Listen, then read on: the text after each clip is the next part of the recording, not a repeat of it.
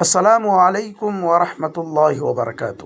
محترم ناظرین و سامعین، میں امید کرتا ہوں کہ آپ حضرات خیر و عافیت سے ہوں گے۔ محترم ناظرین، ہمیشہ کی طرح آج بھی ایک خوبصورت لاجواب ویڈیو لے کر آپ کی خدمت میں حاضر ہوا ہوں۔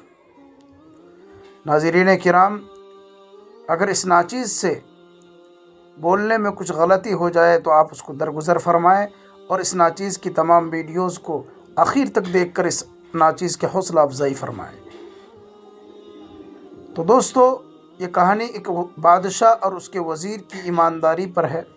کسی دور دراز سلطنت میں ایک نیک دل اور انصاف پسند بادشاہ حکومت کرتا تھا۔ اس کی سلطنت خوشحال تھی، رعایا مطمئن تھی اور ہر آدمی امن و سکون سے زندگی گزار رہا تھا۔ اس کامیاب حکومت کے پیچھے ایک بڑا سبب بادشاہ کا وزیر تھا، جو اپنی ایمانداری، دانائی اور خوف خدا کے لیے مشہور تھا۔ بادشاہ وزیر پر بے حد اعتماد کرتا تھا۔ وہ ہر اہم فیصلہ وزیر کے مشورے سے کرتا، کیونکہ اسے معلوم تھا کہ وزیر کبھی ذاتی فائدہ نہیں سوچتا، بلکہ ہمیشہ سلطنت اور عوام کی بھلائی کو مقدم رکھتا ہے۔ آزمائش کا آغاز۔ ایک دن پڑوسی ریاست کے چند حسد کرنے والے درباریوں نے بادشاہ کے کان بھرنے شروع کر دیے۔ انہوں نے کہا کہ حضور، وزیر بہت زیادہ طاقتور ہو چکا ہے، خزانے کی تمام چابیاں بھی اسی کے پاس ہیں، حساب و کتاب بھی وہی دیکھتا ہے، کہیں ایسا نہ ہو کہ وہ خزانے میں خیانت کرنے لگے۔ بادشاہ سن تو رہا تھا، مگر اس کا دل ماننے کو تیار نہ تھا۔ پھر بھی بادشاہ نے سوچا کہ ایمانداری کا امتحان ضروری ہے، چاہے وہ میرا سب سے قریبی ساتھی ہی کیوں نہ ہو۔ دوستو، بادشاہ کی حکمت۔ بادشاہ نے ایک دن وزیر کو بلایا اور کہا کہ وزیر اعظم، سلطنت میں قحط کے آثار ہیں، میں چاہتا ہوں کہ تم خزانہ خاص سے کچھ رقم نکال کر عوام کی مدد کے لیے تقسیم کرو، مگر اس کا اندراج ابھی حساب میں نہ کرنا۔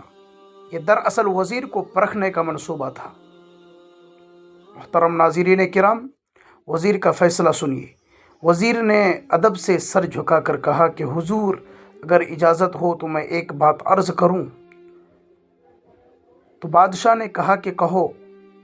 وزیر بولا، خزانے کا ایک ایک سکہ عوام کی امانت ہے، بغیر اندراج کے رقم نکالنا میرے ضمیر اور میرے دین دونوں کے لیے خلاف ہے۔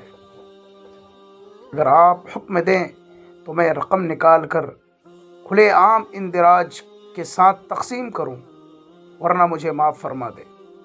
سن کر ناظرین کرام، یہ سن کر بادشاہ خاموش ہو گیا۔ اس کی آنکھوں میں آنسو آ گئے۔ بادشاہ کی آنکھوں میں آنسو آ گئے۔ حقیقت کا انکشاف کہ بادشاہ نے وزیر کو گلے لگاتے ہوئے کہا، اے وزیر، آج تم نے ثابت کر دیا کہ تم صرف میرے وزیر نہیں بلکہ اس سلطنت کی سب سے بڑی امانت ہو۔ یہ سب ایک آزمائش تھی اور تم اس میں پورے اترے۔ اس کے بعد بادشاہ نے حسد کرنے والوں کو دربار سے نکال دیا۔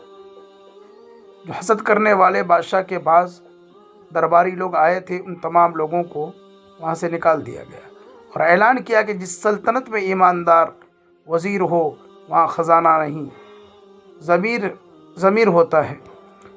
وہاں خزانہ نہیں، ضمیر امیر ہوتا ہے۔ انجام اور سبق۔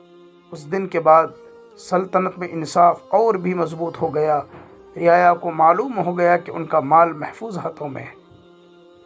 ہمیں اس کہانی سے سبق ملتا ہے کہ ایمانداری سب سے بڑی دولت ہے۔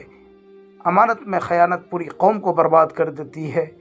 اللہ ایمانداروں کو دنیا اور آخرت دونوں میں عزت دیتا ہے اور کامیابی